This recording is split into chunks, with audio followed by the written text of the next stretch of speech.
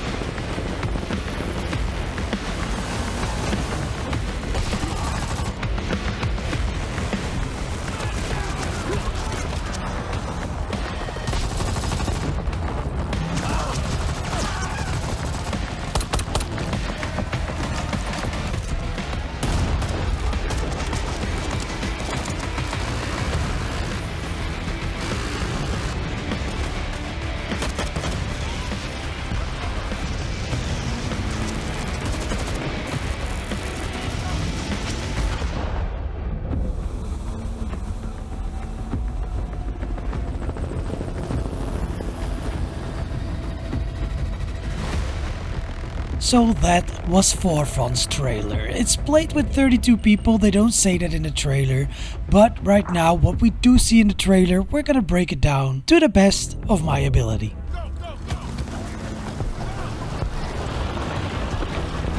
So in the first little scene there's already a lot to see. So it's modern day soldiers, of course, and we already see a Humvee with a gunner. It did get me a little bit worried because these are cinematic, so I don't know how much better it's gonna look on release or how much worse. According to the devs, the graphics do align with the cinematic we're about to see. You also see this little sign, and this is a place in Iceland. And this place is obviously called Personally, I wouldn't have picked Iceland, but Greenland, you know, I was already taken, so Iceland is wonderful for now.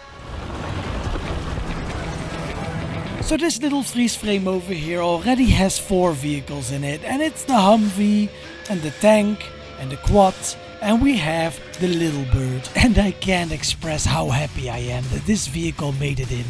This will be the most fun you'll ever have in VR, just flying this thing alone.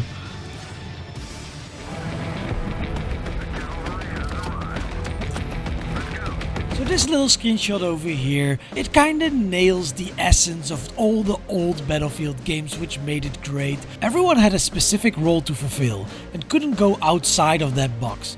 With the engineer's talents being repairing and destroying vehicles, the medic being able to heal and revive others, and the recon being able to use sniper rifles.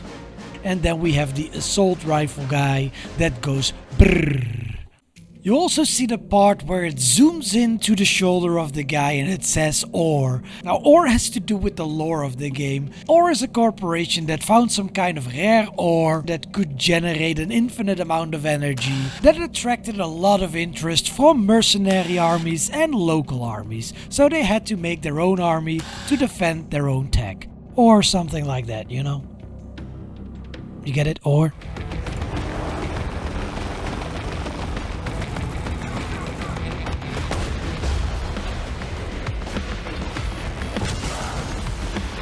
Now in this scene we see a transport chopper with some mounted machine guns flying over a map where OR is clearly getting their rare materials in. My guess is that OR will always be the defending party in this game, since everyone wants their stuff. We also see a tank being blown up and a guy also dying in the explosion, but this guy just has a death animation playing, I guess. I don't know, I hope to see some ragdolls in there because that's gonna be hilarious. Maybe with the limitations of the Quest standalone, that's not gonna happen, but a man can hope. What also surprised me is how good the movement of the Javelin looked. When the helicopter uses its flares, you really see the rocket bending off like in most of the games of course, but you know, you don't expect it from a VR game, so let's be real, I'm excited that they put some effort into that.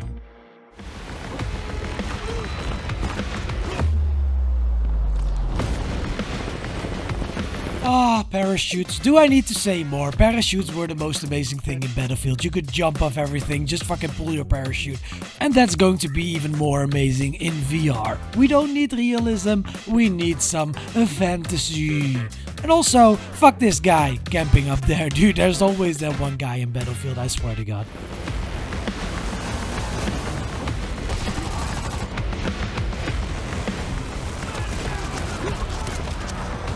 What we see here is sea combat, and we see men on the sea, so we see seamen. Now when the game launches and the water looks this good in the headset, I will give away 3 copies of this game on launch, because I swear to God, every time I see water in a trailer, it gets degraded to shit. But it's a cool scene where they show off the mounted LMG on the boat, which clearly won't be a surprise, would work identically inside the game. The deaths just seem a little bit too responsive to be non-scripted, but we can live with that, right? You know who can't live with that? The guy getting sniped off of his jet ski. Clearly a classic Battlefield moment.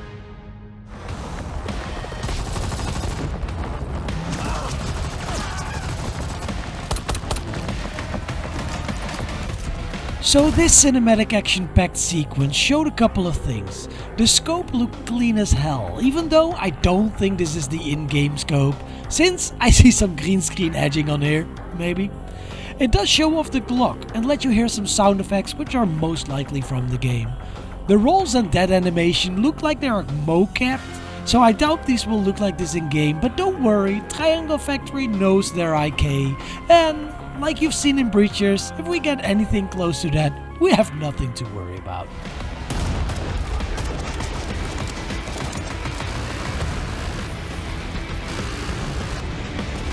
Only true OG Battlefield players will notice what I noticed, and that is this little fella. This little fella is holding out a repair torch and aiming it at his own plane, fixing his own helicopter while in flight. Now this is a little detail that I love to see, because this is clearly a little wink to the Battlefield franchise. We also see in the scene with the Scar that he's reloading the gun and chambering it. So unlike Breachers, where the gun does most of the work on its own, Forefront seems to be going for a more realistic approach with the gun handling.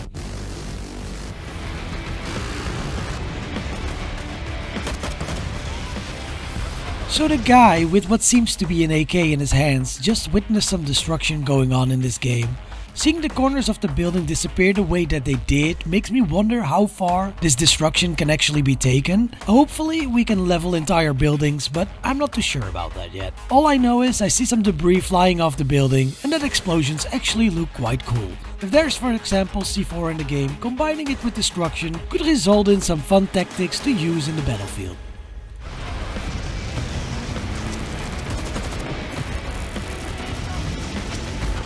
So, a pretty cool scene, with a guy leaning out the window of a car while shooting his gun, while this guy is repairing his tank with one hand and shooting with the other. That's only possible in VR.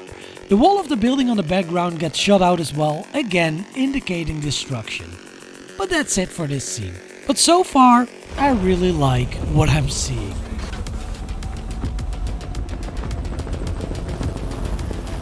So if you thought, damn, that looks a lot like Wake Island, that's because it does look a lot like Wake Island. And I love it because Wake Island has been around in Battlefield since the first title of Battlefield, which was 1942. And now this also concludes my video where I analyze the trailer to the best of my ability, which is not that great, but I hope you got some info out of it that makes you excited about the game, because I sure as hell am. So if you want, you could wishlist the game on Steam so they can see the appeal that game has to the audience, or that you can just buy it when they send a notification, because that's what it's really about, let's be real here. But I'll see you guys in the next video. Okay, bye bye.